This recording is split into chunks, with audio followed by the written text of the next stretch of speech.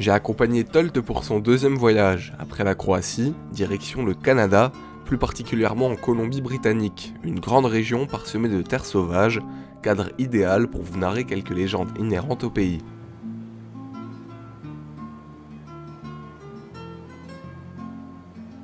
J'ai arpenté de longues routes avec Tolt, entre Whistler et Vancouver, et j'ai pu remarquer l'incroyable influence des Premières Nations, qui sont partie intégrante de l'histoire canadienne et de son folklore.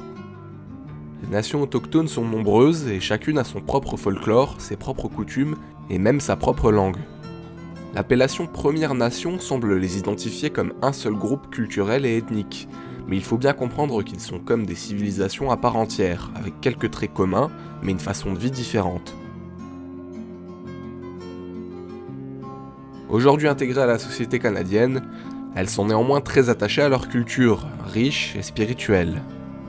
Nous allons donc parler de légendes, mais aussi de spiritualité, en se focalisant sur les Amérindiens de façon large, même si certains aspects sont partagés par les Squamish, un peuple amérindien du sud-ouest de la Colombie-Britannique, dans la zone que nous avons parcourue. Profitons du voyage.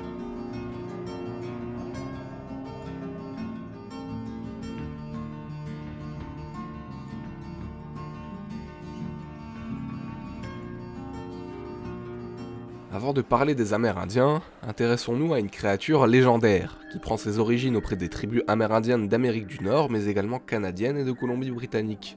Le Sasquatch, plus connu sous le nom de Bigfoot chez nous. Le Sasquatch signifie littéralement « homme sauvage géant et velu », qui impose de par son gigantisme.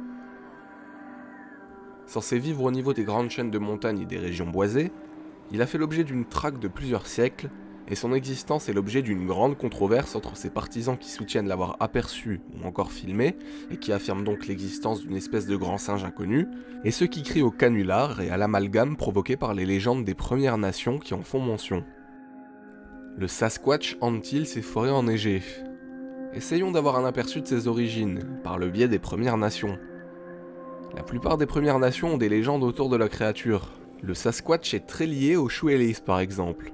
Leur tradition orale dit qu'il est leur ennemi mortel, et qu'il est un solicum, un être appartenant au monde naturel et surnaturel. Le Sasquatch a une dimension spirituelle chez les Premières Nations, en témoignent les nombreuses pierres taillées et pétroglyphes, des peintures rupestres faites en Colombie-Britannique, potentiellement par les Squamish, qui représentent le Sasquatch. Figure spirituelle pour les Amérindiens, le Sasquatch est un cryptide qui fait rêver et qui motive de nombreux aventuriers lancés sur ses traces. Traqué, le Sasquatch fait parler de lui à de nombreuses reprises au XXe siècle. En 1957 par exemple, Albert Haussmann, un exploitant forestier, a affirmé avoir été enlevé par un Sasquatch en 1924, alors qu'il effectuait une semaine de prospection à Toba Inlet, en Colombie-Britannique. Là-bas, un Sasquatch l'a emporté et selon lui, la créature voulait l'utiliser pour des besoins de reproduction. Mais Haussmann parvint à s'enfuir et raconter son histoire 33 ans plus tard. Son témoignage fut jugé inconsistant et fantaisiste, et son homologue Bigfoot n'est pas en reste sur les contrefaçons, entre les fausses empreintes de pas, les photos et films truqués, les faux témoignages, et même les expositions de contrefaçons. Qu'il existe réellement ou non, le Sasquatch est en tout cas très populaire.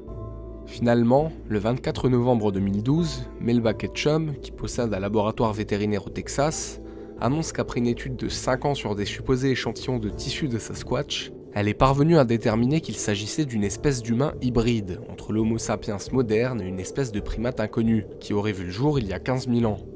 Mais à la parution de son article, elle est vivement critiquée. Les sceptiques relèvent notamment le manque de publications scientifiques associées, car son article est paru dans le De Novo Journal of Science. Et c'est un journal qui lui appartient et qui n'est donc pas impartial. Et selon eux, le sang qu'elle a analysé ne serait que des échantillons d'ADN humain contaminés. Mais seule la principale intéressée détient le fin mot de l'histoire. Il n'est pas impossible que cette créature légendaire évoquée depuis des siècles par les Premières Nations ait fait travailler l'imagination fertile des colons, alimentant la légende. Mais qui sait? Peut-être que le Sasquatch se cache toujours dans ces forêts, parmi les ours bruns et autres cougars et lynx. Intéressons-nous un peu plus aux aborigènes du Canada et leur culture, alors que je foule les terres qu'ils arpentaient massivement autrefois. Chaque ethnie est différente, certaines pratiquent des coutumes ancestrales, d'autres sont un peu plus influencées par le christianisme auquel nombreux ont été convertis, ou bien leurs pratiques ont tout simplement varié avec le temps. Je partage donc avec vous les faits qui m'ont le plus marqué à propos de leurs coutumes. Tout d'abord, la Guardian Spirit Quest, aussi appelée Vision Quest, et je traduirai ça en français par une quête initiatique. Pratique très répandue au Canada, elle concerne les hommes qui, notamment lors de leur puberté, s'isolent en ermite et jeûnent, prient et se lavent dans les rivières et courants. Certains vivent isolés pendant des semaines et il s'agit d'une quête spirituelle, un chemin solitaire en communion avec le moi intérieur. Le but est d'avoir une vision ou une rencontre avec un esprit gardien, généralement un animal. Parvenir à voir son esprit gardien présage une excellente santé et une chasse réussie. C'est une pratique qui m'a beaucoup fait penser au chamanisme et à la recherche de l'animal totem par le biais de la méditation notamment. Et j'ai remarqué que c'était une activité qui était prisée par des occidentaux qui pratiquent de plus en plus cette quête initiatique. Que l'on soit porté sur la spiritualité ou pas, je pense en tout cas que l'expérience rend un peu plus humble. Un beau voyage introspectif, en somme.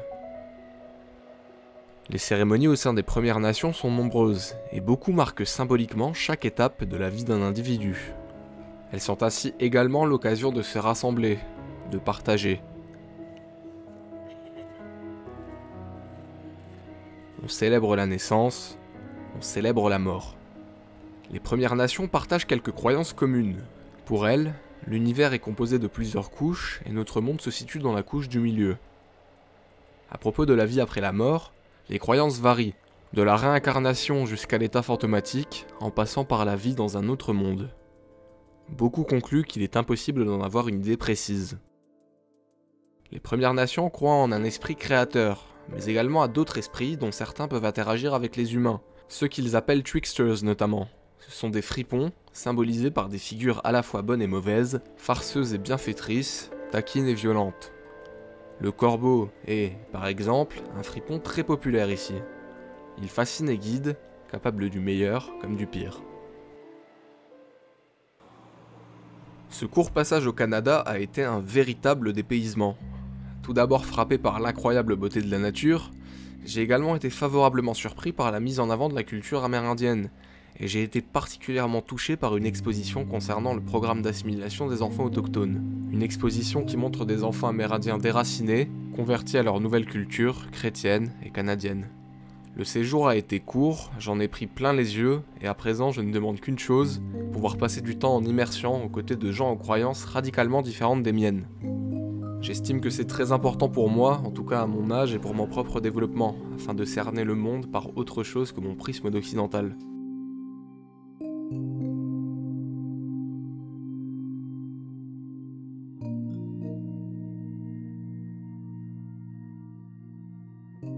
Voilà, les deux vidéos collaboratives de la Croatie et du Canada avec Tolt sont à présent terminées. Tolt, de son côté, a réalisé une vidéo pour résumer notre voyage. Je vous encourage vraiment à aller la voir, d'autant plus que la performance technique est impressionnante puisqu'il l'a réalisée uniquement avec un smartphone.